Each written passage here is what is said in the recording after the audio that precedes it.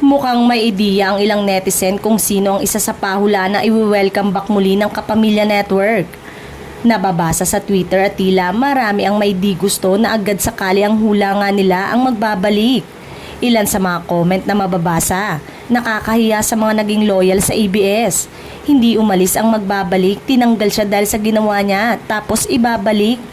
Nagsimula ang diskusyon dahil sa post na di umanong may umay na kay Jody Santa Maria na mula raw noong pandemic, si Jody na lang napapanood sa primetime ng network.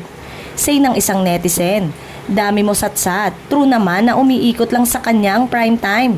Bakit di bumalik sa rotation na bago naman para tanggal umay sa mga artista nyo?